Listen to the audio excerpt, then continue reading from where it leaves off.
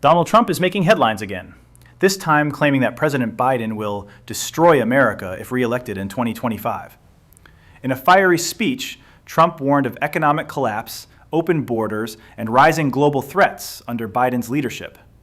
Watch the full video to hear Trump's full remarks, fact-check the claims, and see how the Biden team is responding. Welcome, curious listeners, to a truly unique deep dive.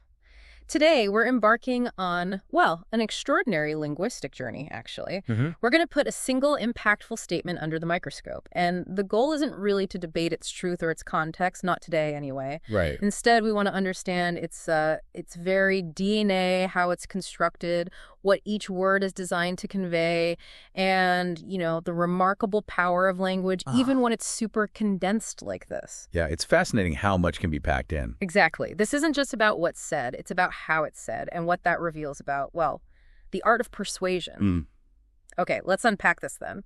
Our core material for today is, on the surface, deceptively simple, but it's incredibly powerful in its construction. It really is. It's a singular statement presented to us from a source titled, Trump, Biden will destroy America. And the statement itself, those crucial 7 words are, Trump says Biden will destroy America in 2025. Just 7 words. Just 7. So our mission today is really an exercise in precision. We want to extract every possible nugget of knowledge from this extremely distilled piece of information. Focusing right in. We're showing you how to be truly well-informed about the mechanics of communication, even when the text is minimal. We're rigorously focusing on what is unequivocally said and examining the rhetorical implications of those precise word choices. Right. Looking at the blueprint, you could say. Exactly. The blueprint of persuasion, sort of unburdened by all the external narratives and noise. And what's fascinating here is precisely that highly condensed nature of the source material you mentioned. We are confronted with a direct, declarative assertion.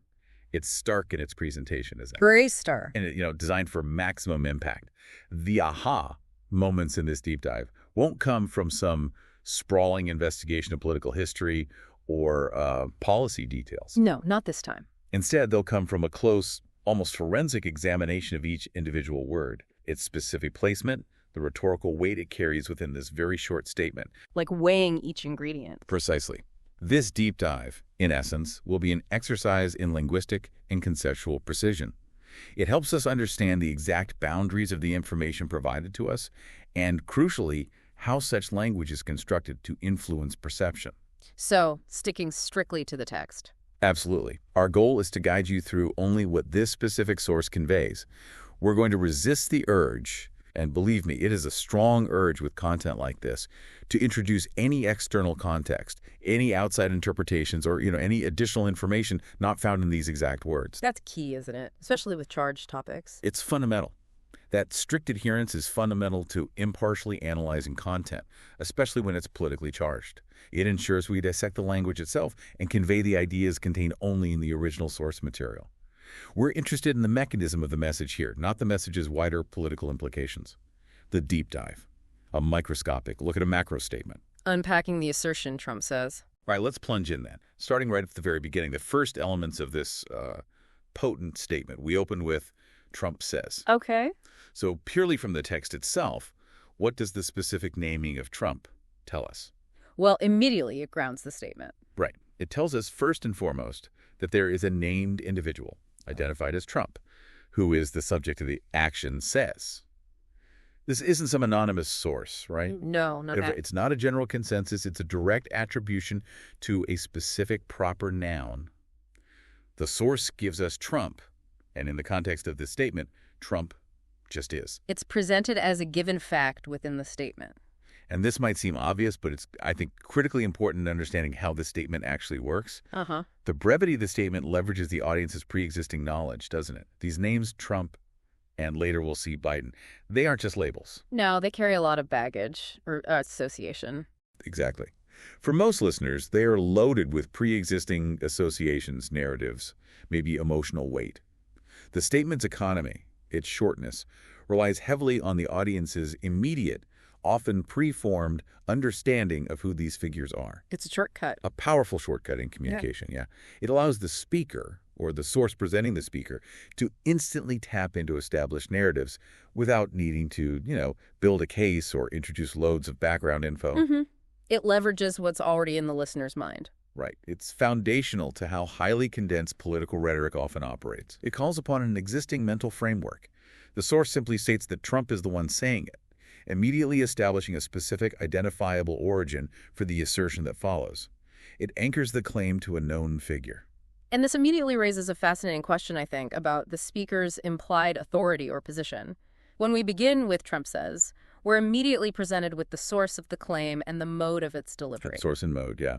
And the specific nature of proper nouns, like Trump as given in this source, is that they denote a specific identifiable entity. They don't require further definition within the context of the source material itself. The source doesn't tell us who Trump is. Exactly. It doesn't say what his political affiliation is or why his statements might be considered newsworthy.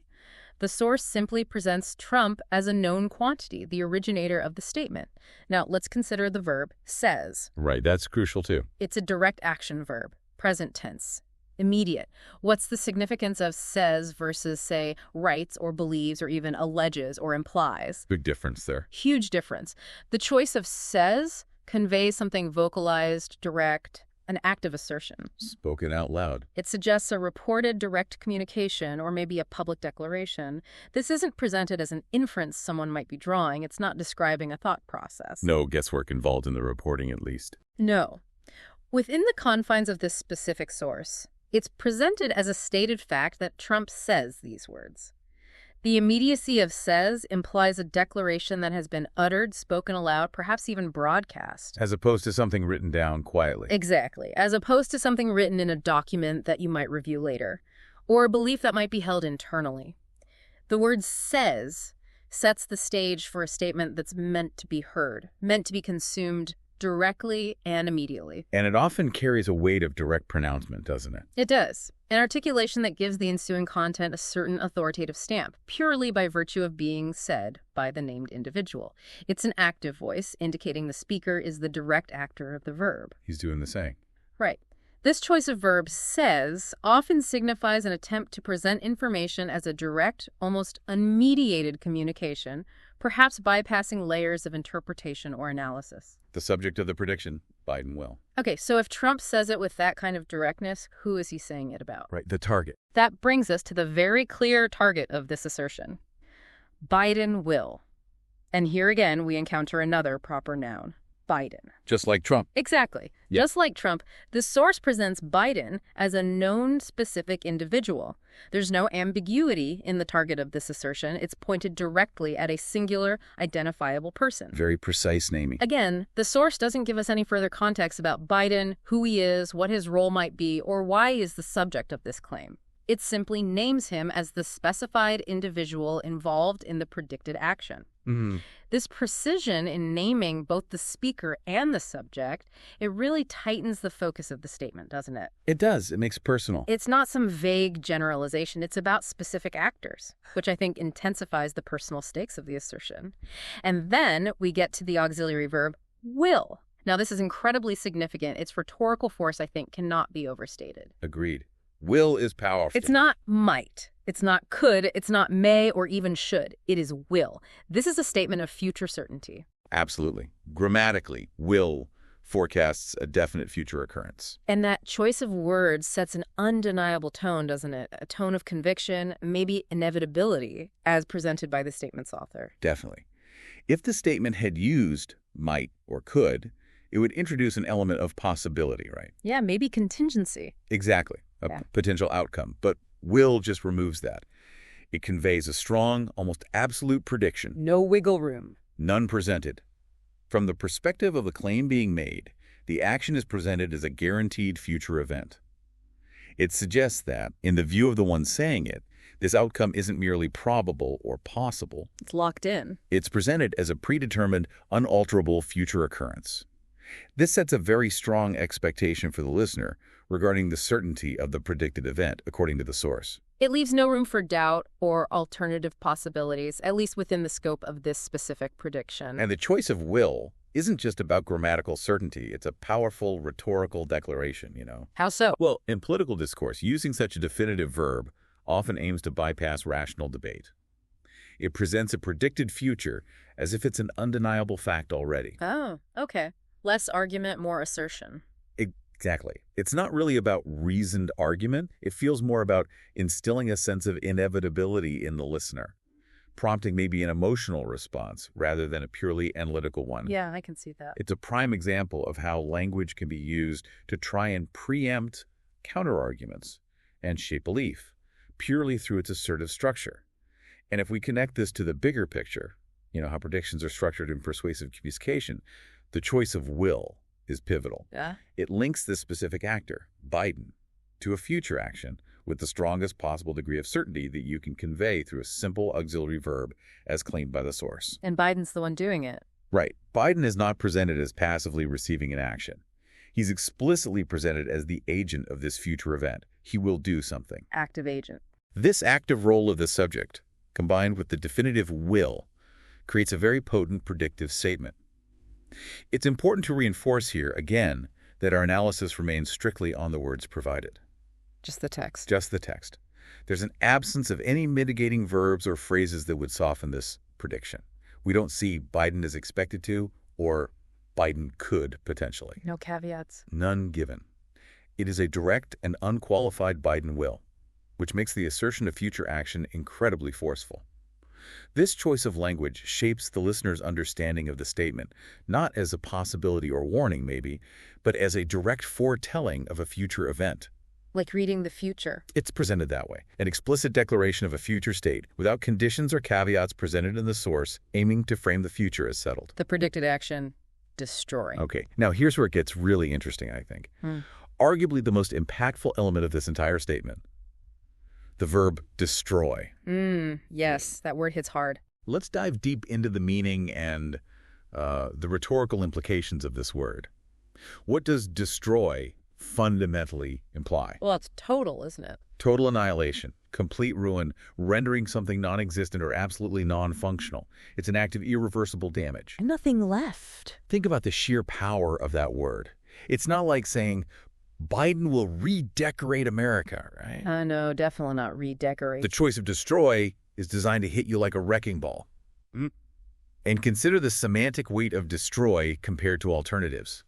If the statement had said, Biden will damage America. That implies harm, yeah, but maybe reparable harm. Right. Or Biden will harm America. Again, injury, but not necessarily extinction. Weaken would just suggest a reduction in strength, but not an end. Change would just imply transformation. Could be good or bad, but not absolute. But destroy. Destroy. That choice signifies an absolute catastrophic outcome. There's no turning back from destruction, is there? Not usually, no. It implies finality. It's the end state of something. This strong, definitive verb in a predictive statement leaves absolutely no room for partial effects or potential recovery, at least within the scope of the prediction as stated. It's not about minor setbacks. No, or temporary difficulties. It's presented as utter obliteration. How does this single word alone shape the perceived severity of the claim? Massively. It elevates the predicted outcome to the highest possible level of negative impact. It paints a picture of an irreversible total collapse of whatever America is understood to be in this context. It aims for a strong emotional reaction. Fear, maybe? Yeah, it's designed to evoke a strong, definitive sense of finality and ultimate ruin. The word itself carries an immense emotional and conceptual weight, implying a complete dismantling of the very essence of the entity in question. It's linguistic hyperbole, really. At its most potent, yeah, an attempt to shock and alarm. And what's fascinating here is precisely that power of the language used to convey this predicted outcome. Destroy isn't merely about causing harm. It implies, as you said, a fundamental breaking down of the target entity's core nature or existence. Not just surface scratches. No, rather than just superficial changes or a temporary setback. When something is destroyed, it ceases to exist in its previous form, or it becomes utterly non-functional for its intended purpose. Like a building collapsing. Exactly. Think of a building being destroyed. It's not just damaged, it's gone, it's rubble, or maybe a reputation being destroyed. It's not just tarnished, it's often seen as beyond repair. This choice of verbs suggests that the very fabric or foundation of America would be undone. This encourages us, or should encourage us, to think critically about the impact of such a word choice on a listener, even without knowing how this destruction would occur or what aspects of America would be destroyed. The word itself does the heavy lifting. It does. The word destroy itself carries immense weight, immediately conjuring images of devastation and loss. It's a word that demands attention and implies a profound and devastating consequence. Leaves little room for nuance. It doesn't allow for ambiguity in the nature of the predicted event. It asserts a complete and utter negative transformation. This precise word choice amplifies the dire nature of the prediction, emphasizing a terminal outcome rather than just, a mutable state. You've highlighted how destroy implies total annihilation. Yeah. But isn't there a risk, maybe, that such an extreme claim might actually lose its impact for some listeners? Like, it feels almost hyperbolic to the point of being unbelievable. Or does the sheer extremity make it more memorable, regardless of belief? That's a shrewd observation, actually. And it speaks to the complex psychology of persuasive language, doesn't it? Yeah. While the immediate intent is often alarm and to grab attention, you're right, extreme hyperbole can indeed backfire if the audience perceives it as just, unsubstantiated or completely over the top. Depends on the listener, I guess. The effectiveness then relies heavily on the audience's pre-existing willingness, perhaps, to accept such a dire prediction about the subject. However, even if not fully believed, an extreme word like destroy almost certainly ensures the message is unforgettable. Sticks in your head. It embeds itself into the listener's memory with a far greater force than a milder term would. It subtly shifts their perception of the subject by associating them with ultimate negativity, even if it's just subconsciously. So even if you dismiss it, the association lingers. Potentially, yes. It plays on maybe our primal fears. The object of destruction, America. Okay, so we have Trump says Biden will destroy, and what is to be destroyed? America. The object, yes. This brings us to the object of this predated catastrophic action. When the statement uses America, what does this broad term encompass according to the statement itself? That's the million-dollar question, isn't it? Does it refer to the physical landmass, its political institutions, its democratic values, its economic system, its social fabric, its people, its standing in the world? Could be any or all of those. The source just provides the singular collective noun, America. It's an incredibly encompassing term. Our in-depth analysis here really notes the broad and encompassing nature of America as a singular noun. It suggests a holistic impact, right? Affecting the entire entity rather than just a specific part. It doesn't specify. It doesn't specify America's economy or America's foreign policy or America's constitution. It simply states America. This breadth implies that whatever form the destruction takes, it will be comprehensive, touching upon the whole of what America represents. According to the claim. According to the claim. While America carries significant symbolic and literal weight in political discourse, particularly in the United States, it is crucial to stress that the source provides no specific definition beyond the word itself. We can't know from the text alone. Exactly. Therefore, within the context of this statement, America is left open to the listener's own broad interpretation of what that nation encompasses. And this ambiguity, ironically, perhaps allows the statement to resonate widely. How so? Well, different listeners will fill in the blank of America with what they hold most dear about the nation, making the threat feel personally relevant to their own understanding of the country. And this raises an important question about the sheer scale implied by the statement's object, and maybe how it appeals to a collective identity. Yeah. When the claim is that Biden will destroy America, the use of America as the object signifies a national-level comprehensive predicted impact. The specifics of how or what aspects of America are targeted for destruction are, as we've noted, conspicuously absent from the source material. Left unsaid. Completely unsaid. This means the word America is left to encompass all possible interpretations within its broad definition. It allows the predicted destruction to be envisioned as affecting the entirety of the nation, its identity, its infrastructure, its people, its standing, without being confined to a single dimension. This lack of specificity purely within the words of the source ensures the broadest possible scope for the predicted destruction. Makes the threat feel bigger. Potentially, yes. It's not just one sector or one institution. It's presented as the whole of America. This contributes significantly to the gravity and alarming nature of the prediction. The listener is left to ponder the full, sweeping implications of what it means for America to be destroyed, as the source doesn't narrow this definition for us at all. It relies on the listener's own image of America. Exactly. It relies on the listener's pre-existing understanding and mental image of America to lend weight to the prediction. It's a rhetorical move, really, to cast a wide net, ensuring the message resonates with the maximum number of people, irrespective of their specific concerns about the nation. By leaving it undefined. It becomes a canvas for individual anxieties and fears. The specific timeline Right. in 2025. Finally, we arrive at the temporal specificity of the claim Yeah. in 2025. The deadline. Exactly. This statement gives us a very precise timeline. It's not soon, it's not eventually, it's not over the next few years or even in the near future. No, it's a number. It is a clear, precise calendar year, 2025. Mm-hmm.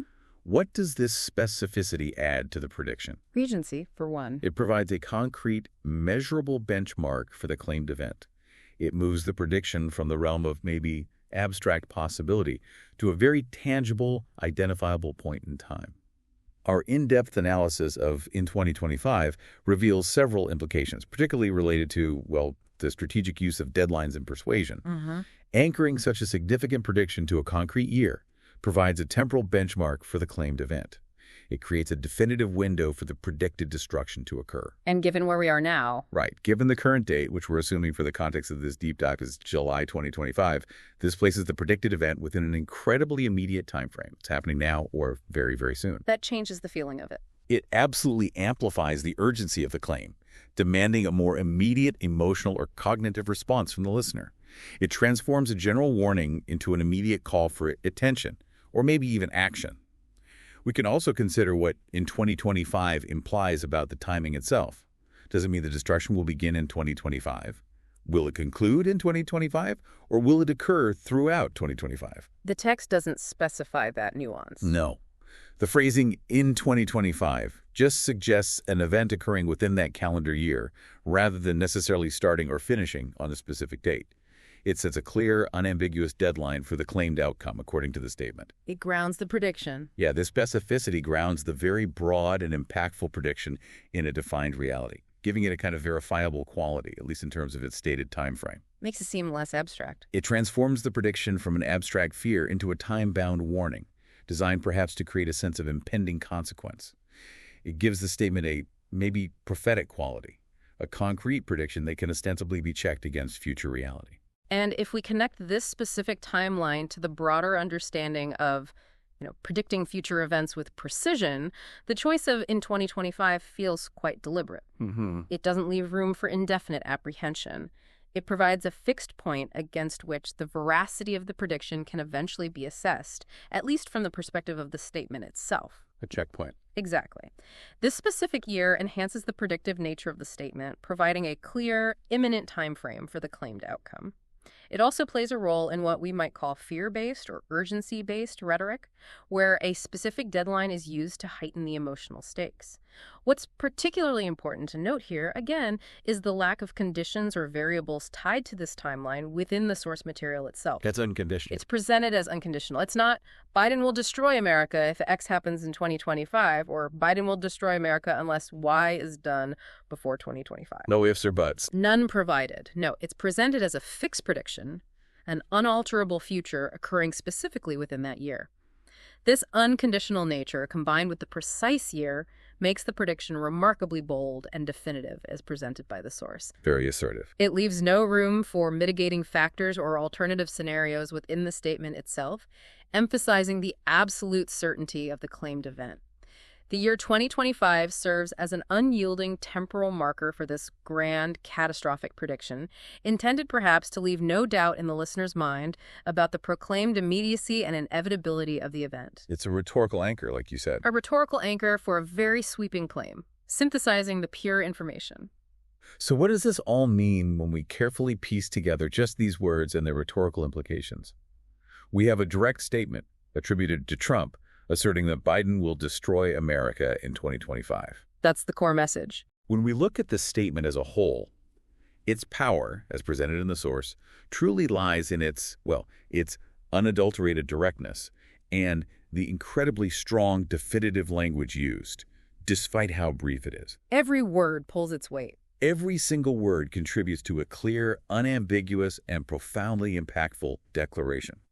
It's attributed to a specific person, directed at another specific person, predicting an absolute, irreversible outcome for an entire nation, all within a precise, near-future time frame. Very tightly constructed. There's no hedging, no maybe, no could be presented.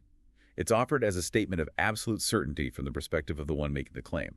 This deep dive has shown us, I think, how much meaning, how much implication can be extracted from even the most succinct pieces of information. If you slow down and look closely. Exactly. Simply by slowing down and appreciating the choice and arrangement of every single word. It's a testament to the power of language in shaping perceptions and conveying powerful assertions, even in a highly condensed form. It reveals the deliberate construction, doesn't it?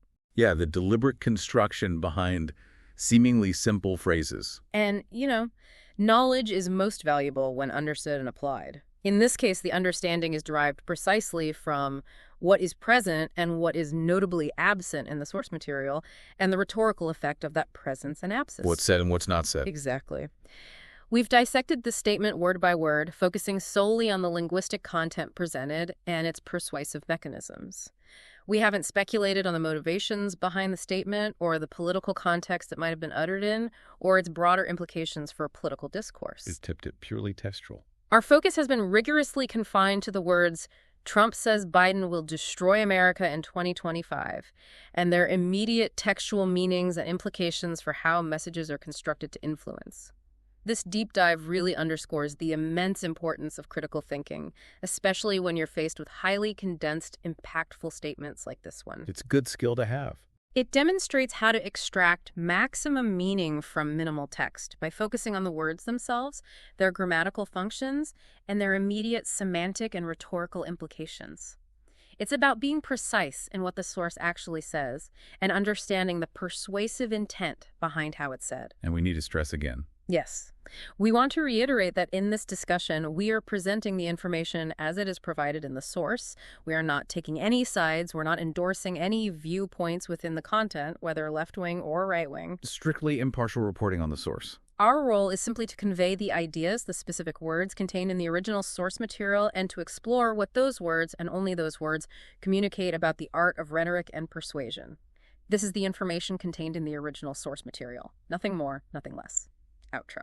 Our deep dive today was really a fascinating exercise in precision, wasn't it?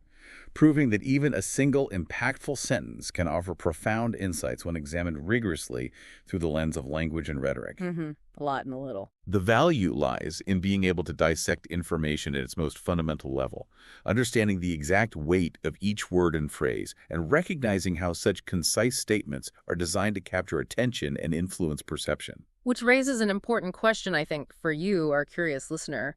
When you encounter any highly condensed, impactful statement in your daily life, maybe it's in news headlines, maybe social media posts, or even just a casual conversation, how might this level of detailed, word-by-word analysis help you? Yeah, how can you use this? How might it help you truly understand its core message, identify the persuasive strategies at play, and maybe more importantly, recognize what crucial context might be missing that the original source does not provide? That's a powerful thought to consider, and definitely a vital skill for navigating today's, information-rich world. Indeed. Thank you for joining us on this incredibly focused deep dive into language and meaning. We hope it empowers your own journey of informed discovery, one carefully chosen word at a time. Mind News. If you found this report helpful, make sure to like, share, and subscribe. We bring you the facts, insights, and updates that matter, straight from the source. See you in the next report.